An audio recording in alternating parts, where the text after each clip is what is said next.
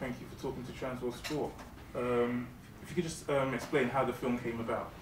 Well, I was at my house, of course, and Bert Marcus called and he wanted to produce this dynamic film. He talked about these three fighters with these really magnificent meteoric rises from from poverty to success, and he invited me to be a producer on the show, and then I've called people up. We got people together. We had the film worked out. We got Vanda. We got Bernard Hopkins. We sat down. I sat down. I did my segment of the movie, the documentary. It is. I did my segment. The rest of the guys did their segment, and we had a premiere. And now I'm here talking. Great. If you try to talk to me rather than the camera. Okay, forgive me. Just going to break that microphone down. Touch.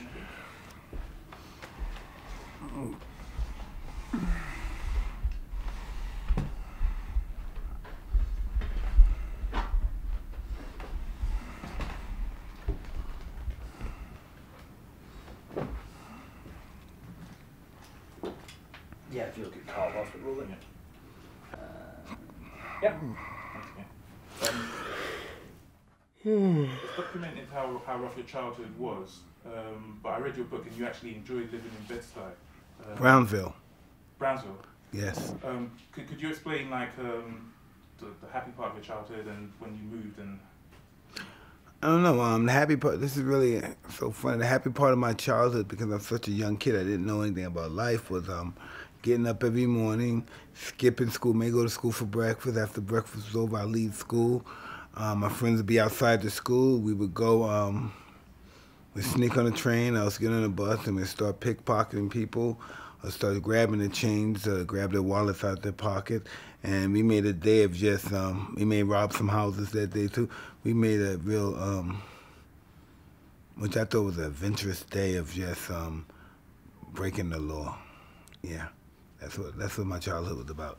It's being irritant, it's breaking the law, and yeah, that's what it was. I broke the law my whole entire juvenile life, basically. And then at what point did you decide that you wanted to be a boxer? Well, I got arrested and I got sent upstate to this reformatory called Spofford Detention for Boys. And then after leaving Spofford, I went to a place called Tryon Detention for Boys.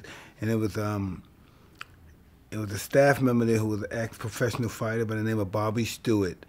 He would box with the kids on weekends and let the kids take the frustrations out. So I started training with him. He allowed me to train with him. And gradually I started becoming, I started improving. I started getting better, and he said, I don't want you to go home. I want you to come and meet this gentleman, Custom Model, because I believe he could take you to the next level of boxing. And after that, I didn't know if I wanted to do it. I met Cuss. Cuss, he first day he saw me box, he pumped my head over that I could be the greatest. I might have a lot of money, and he put all these bizarre dreams in my head that I knew nothing about. I started on weekends going to visit Cuss, down to training, sparring, getting to know them, getting familiar with the environment of fighting. And then when my parole day came, I was paroled to Cuss, to the care of Custom Model. And after that, we just was on a journey to become heavyweight champion. I was 13. That's amazing. And moving on to Custom Model, I mean, you were his protege. Can you tell us about his philosophy? Discipline, a strong disciplinarian, believing in doing what you hate to do, but do it like you love it. And it was all about making you feel comfortable being uncomfortable. Feeling, I don't know, Cuss was a very complex man to explain. Hide your feelings. Nothing's emotional, everything's just objective. Regardless of how you feel, the job needs to be done. No, regardless if it's fear involved. The fear mustn't be shown. Just the opposite is shown. Fierceness instead of fear. Your fear is your fierceness. That's pretty much what it was. You could tell I was afraid because of how ferocious I was. And he taught me to handle the fear and to make it my friend, make an alliance with your fear. And that's why every time I fought, people thought I was a monster, but I was truly shaking in my boots. I was petrified. I just knew how to transcend that into where it'll work in my best interest. Amazing. Could you explain what it meant to you becoming the youngest heavyweight champion in history? Well, that's something we've talked about it since I was 12, 13 years old. I used to always every day read the boxing encyclopedia, look up the great fighters from all over the world, and dream about being in that book one day. I never had I never had a normal life as a kid. I never went out. I never went to school dances. Very, very, very, very, very rare. If Cuss had to kick me out the house to go to the school dance, all I wanted to do was read about the fighters, knew everything I could about the fighters, watch the films. I was just so absorbed by fighting. That's all I thought about was fighting. Asking Cuss questions about great fighters. That's all I ever wanted to be. That's all I ever thought of. Once I got involved with boxing and started reading a book, and I saw in the encyclopedia they show pictures of some of the fighters in some of the books, and I saw their muscles, and I saw their arrogant smile with their belts on, and I wanted to be in that fraternity somewhere. I used to want to. Cuss would tell me great, real dynamic, outrageous stories about these guys fighting 35 times in 1 year, being active, fighting 50 rounds. The next week he fought 25 rounds, and they were like supermen to me. And I don't know. I wanted one day somebody to look up to me like I looked up to those guys, because I thought they were gods. Regardless on how they finish their life, they may be in an old folks home, they may be in a hospice, they may be drunks on the corner, but when they were young and in their prime, they were gods to me, and I didn't even care. I just thought the rewards was just worth the risk. It's amazing. Who was your favorite fighter to watch when you was watching those old videos? Roberto Duran, Henry Armstrong, Joe Louis, Sugar Ray Robinson was such an amazing guy, and Muhammad, some of these guys, I always wanted to be one of those guys. I don't think I am. I would like to think I am for my ego, but there's some guys you have to kill them to beat them. I don't understand that concept. Even to this day, I thought they got family. You got to kill them to beat them. They're not going to give up. You got to beat them to death. Amazing the toughness of some of those guys. So what would you say was the highlight of your career? Winning the championship at 20. Because when you think about it, most fighters turn pro at that age. I turned pro at 18 years old, and I was just fighting every week, every other week. I fought 15 times in 1 year. So that was like 3 times a month, something like that. So I fought 15 times in 1 year. I really wanted it. I really wanted it real bad. There's never been anything I wanted more than being champ. At what point did you realize that you no longer wanted to box? I don't know. Very, very shortly after I won the title, I realized that no one really cared about me. They didn't have Cuss really there. I just wanted to win it for Cuss really. I never had a father figure, so. Cuss, that was a big thing for Cuss. I wanted to win it for him. He was really kind to me and helped me a lot. You kind of touched on it there. I mean, the business of boxing, the exploitation of fighters. What do you think needs to be done to protect fighters? It needs to be federally ran and constructed.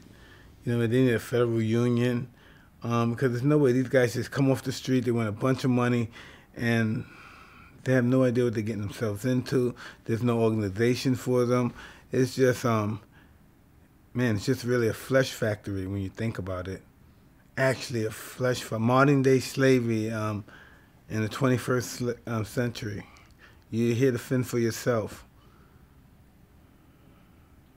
So everybody's involved with the fighter is really abusing the fighter. There's not no one involved in that fighter's life in his career that's not abusing him.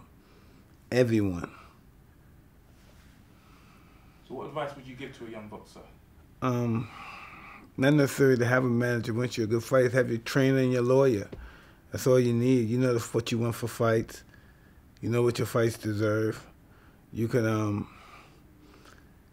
have a mediator negotiate fees, but you don't need no manager. I don't believe that. I think managers, the majority of the managers now are just glorified babysitters.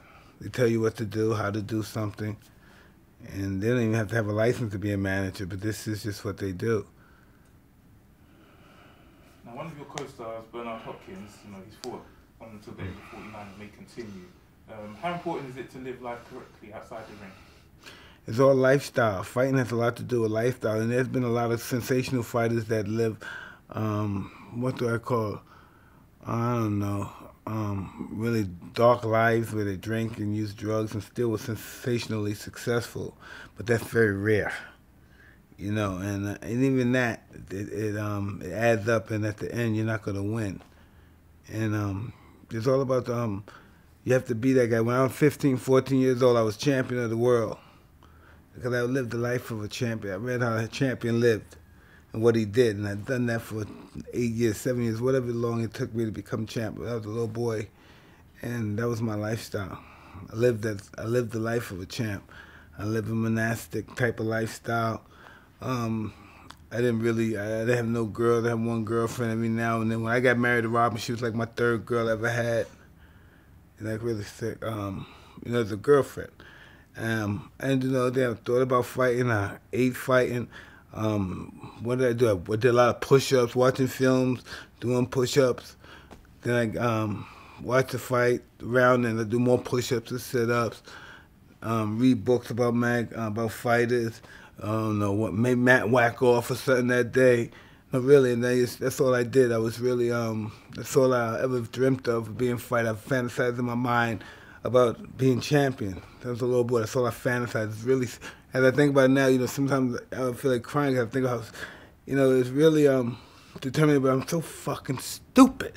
Well, I did all that stuff. I could have been champ without, doing something. But I threw a lot of my childhood away focusing on this is just what I wanted to be, and this is not what everybody did, and they still became champ, but I never had a chance to live a life as a kid. I don't feel sorry for myself, but I just should have did that because I can never get that back, and it's worth it in a way, but yes, I missed out on a lot of the essentials in life, I wish I did. I never had a chance to, it's just a very weird, particular dynamics. I focused. That's all I wanted to do was hurt people, be champion. Fantasize about breaking their ribs, knocking them out. I would read about how somebody broke somebody's jaw. I would want to break their jaws, and I thought I knew in my mind, and for my mentor, every time I hurt somebody, it was a step of me out of poverty. Everybody I knock out, everybody I broke their cheekbone or their eye socket or their ribs. Wow, it's just I get out of hell. So, just touching on the day, you spent so much of your time focusing on boxing when you were younger. Now that you're retired, is anything you miss about competing? No, I know. I'm so I don't ever think about that. I don't want to think about that because when I was that guy, it was very difficult for me to live my life. I couldn't have a family. I couldn't be a constructive family. I couldn't be at service, I was so in that ego. That's really, I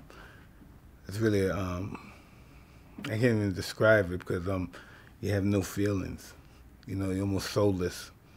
I never want to be in that situation again, especially with my kids now. I have the most profound veneration for them. I could never want to be that guy again around my children and stuff because I would say fuck them. I can't imagine saying that. What do you make of the heavyweight division today? Listen, I'm sure these are good fighters, but they're not fighting everybody. All the good fighters are not fighting each other. It's a Dante Wilder. He's knocking out everybody, but he hasn't fought a rated guy yet. He's a couple of guys he should fight before he fights Klitschko or fought this other guy, the gentleman from Haiti. What's his name again? Esteban. He should fight some contenders. I'm not saying he's a bad fighter. He can't fight. But, the last guy he fought was, I don't know who he fought, a little tubby little dude, and he just didn't look good. You know, that's what's wrong with fighting now, and that's why boxing is such the doldrums right now, because you know who's going to win the fight before the fight even starts, you know? And the boxers are not evenly matched. And if they don't want to fight guys who they believe are going to help them push themselves, that shows they don't have much confidence in their ability. He should be embarrassed fighting a little pudgy-looking guy. That's what it looks like. You know, it looks like he was going to win. Before the fight even started, this guy's going to win. That's not what boxing's all about. Boxing's about being pushed, about being challenged, about challenging yourself. You know, Muhammad Ali, they talk about Rocky Marciano 49-0. Rocky Marciano got his ass kicked. He fought for that O. He fought the best fighter. They beat his ass. He came back. You know, he didn't have the undefeated record by osmosis. He fought for it. He fought for it. These guys are not fighting for it, the undefeated records. If you lost a fight, look, Ali's the greatest fighter ever lived, and he lost. Nobody's going to ever be better than him. He's the greatest fighter ever lived, and he lost. So being undefeated doesn't mean anything if you don't push yourself and go through the test. Yeah. Last 2 more questions? Great. Okay, we've got a heavyweight in Britain called Anthony Joshua, and Klitschko says that, you know, he reckons he might be the future of the heavyweight division. Have you seen him? I've never seen Mr. Joshua. Never seen him. No Is he a black Englishman? Yeah. He won the gold at the 2012 Olympics, super heavyweight. No, I never heard of him. Okay. It's basically our version of Deontay Wilder. Yeah, well, the tall guy, straight up boxer. Yeah. Okay. What does the future hold for you? Sky's the limit. As long as I hold myself in proper esteem, sky's the limit. You know, as long as there's no pitfalls, no, blockages in my life, you know, sky's is the limit. If I don't get sick, it's going to be hard. I got a lot of things coming up. Some things coming up I can't even tell you. It's going to be really awesome in February, but I never believed I'd be doing that. A lot of things I never believe I have this cartoon show. I never believe I'll be doing some on-stage stuff, some Broadway stuff.